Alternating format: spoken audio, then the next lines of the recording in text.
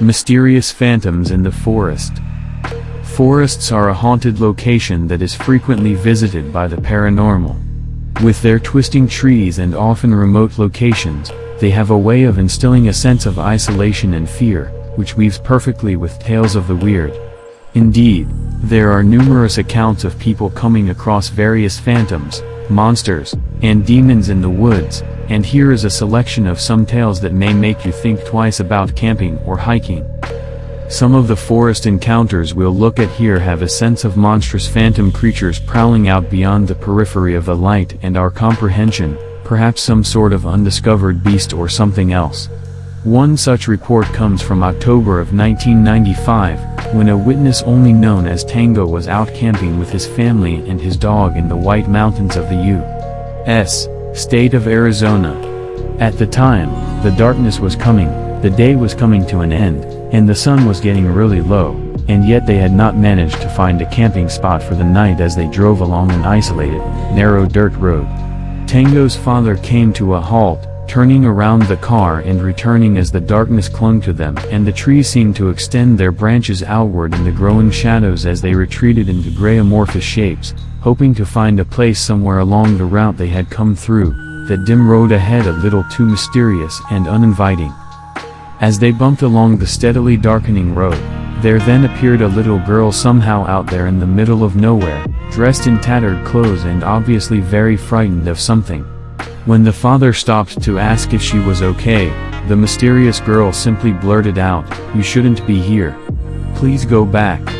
They tried to console her, but the girl just kept repeating that same line before running off into the brush before they could stop her, and their calls after her went unanswered.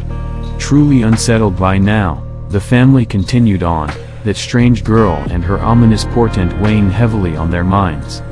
They eventually found a camping spot and pitched their tents in silence, wondering if that girl was still out there, perhaps even watching them from the growing shadows.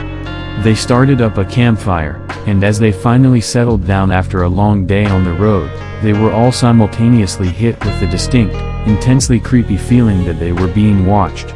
This was followed by a primordial screech from the darkness of the night, and then a thing loped out of the trees into the light of the fire. The witness would say this: it had sharp teeth and no fur. It was the size of a bear, but its eyes were yellow. I was frozen in fear. It stood for 10 seconds in the light, then galloped off into the forest. I was horrified. My dog was whimpering, and it curled its tail between its legs. This was the most horrifying experience in my life. This creature was extremely skinny.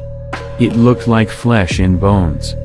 This disturbing image of this thing will live with me forever. What was it, and where does the mysterious girl fit into it, if at all? On the site Thought.co, there is another report of some monstrosity in the woods that is perhaps even more bizarre. In this case, a witness named Ben was out one summer with his sister and some friends camping at an unspecified location in the United States. They found themselves gathered around a campfire, laughing, talking, and totally unaware of anything that might be stalking about past the periphery of where the firelight reached.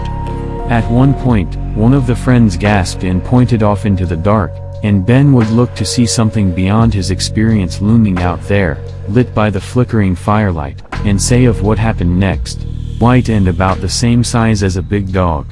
It had large red eyes, and it was glowing very brightly. It was late at night in a pitch-black field in the middle of nowhere. We had no torches shining on this thing, and yet it still stood out like a sore thumb. It really did glow.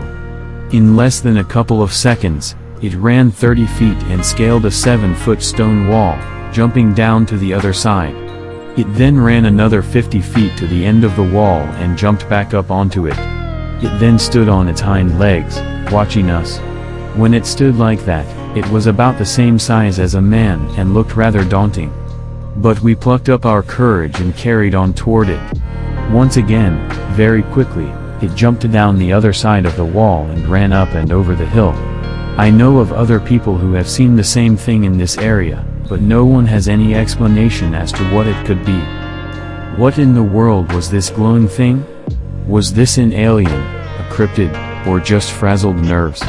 In another report from 2003, a witness called Al was out on a fishing and camping trip with his girlfriend at a lake in a remote part of a nature preserve, setting up their camp right up against the edge of the water. On this evening, there was no moon, and the stars glinted in the sky like diamonds tossed across a black velvet cloth, with the two sitting within their tent watching the lines they had thrown out. At one point, one of the rods was violently yanked, causing him to rush to grab it and find that whatever it was enormously powerful, to the point that the rod simply snapped in two. Knowing that he had lost the fish, he was disappointed, yet also curious as to how any fish in those waters could have been that explosively strong. They would eventually drift off to sleep but be awoken at around 4 a.m. by the sound of thrashing water. When the witness stepped outside the tent to get a better look, he described his experience as follows. About 100 or so meters away in the lake was a humanoid-looking creature, Al says. It was a dark green color with red, glowing eyes. It looked like it was standing on the water. I rushed back in to wake my girlfriend, and when she came out to look, the creature was now about 50 meters away from us. It was literally walking on the water. Not giving a second thought, we ran through the woodland back to the Jeep. The two hastily got into their Jeep, parked nearby, and tore off along the road, and as they did so, the witness says he looked into the rearview mirror to see it standing there glaring at them.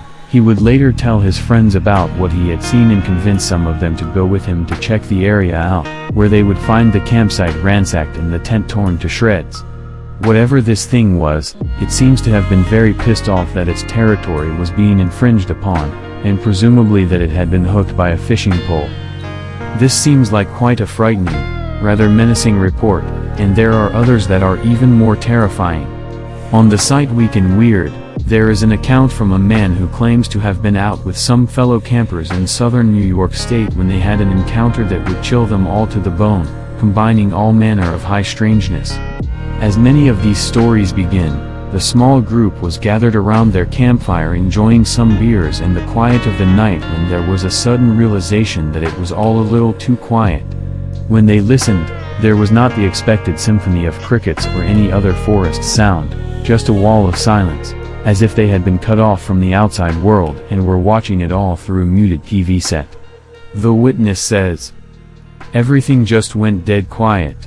It felt like there was a lightning storm coming because you could feel the static in the air, and all the hair on the back of my neck stood up." Jamie started saying that he felt like the air was humming, and then all of a sudden there was a real deep bass noise and this bright light in the distance that flashed up and lit up the whole woods. It looked like the light when a real big firework explodes for the first few seconds, but it lasted for probably a minute before it split up into 3 or 4 other lights and shot back down into the trees. We could see all the lights glowing out in the woods, and then there was a big gust of wind and it was gone. Everything smelled like it had just rained, but it never did. The group sort of wrote it off as tiredness and just a weird night and mostly decided to basically wait and see what happened, thinking it might have just been meteors, not wanting to face the fact that they had just seen something beyond their comprehension. They went back to their conversation, ignoring the deadly silent night, and finally drifted off to their tents to sleep. At around 2 a.m., one of the witness friends suddenly woke him up in a panic, saying that there was something big watching the camp, standing on 2 legs and swaying back and forth. Things explosively launched into the bizarre moments later, of which the witness says, "While he was talking, we heard a loud scream. I've never heard anything like it before, as long as I've been alive. It sounded like a pig being slaughtered, but deeper and so loud it made your ears ring.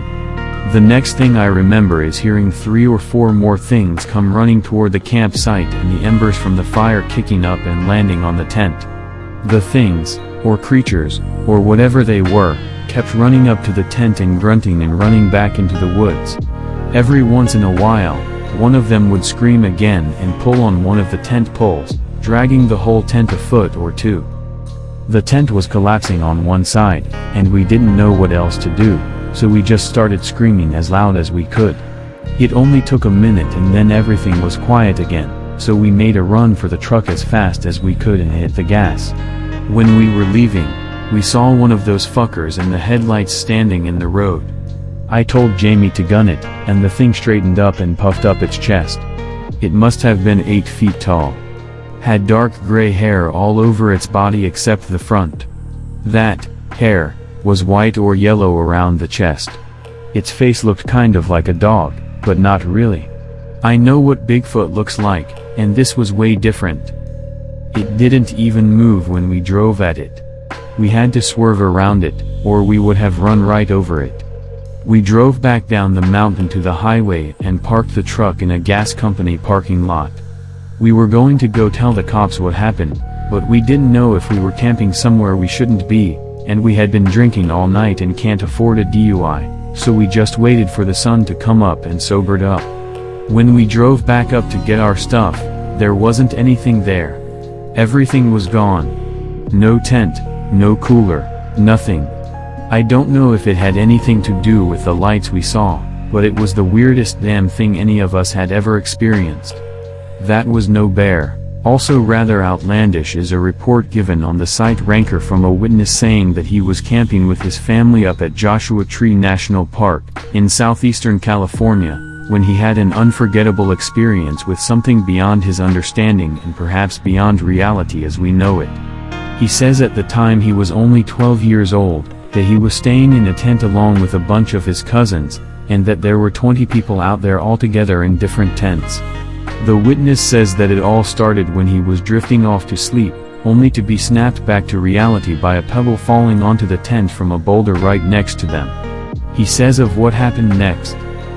I open my eyes, and the first thing I see is someone appearing to be standing on top of the boulder, about 15 feet up in the air, looking down into our tents.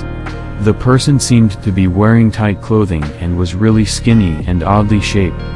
At first, I tell myself that it's one of my male cousins, because they had been trying to scare us all night. But the person was moving really weird. Its head was moving back and forth like a cobra, and it kept crouching down on all fours and crawling down the face of the rock, closer to us, then crawling back up and pacing. At one point, it looked up at someone making noise at another campsite, and its eyes gleamed in the moonlight. I'm also entirely sure that it did not have the skull shape of a coyote or a mountain lion. It had a flat face, with no snout.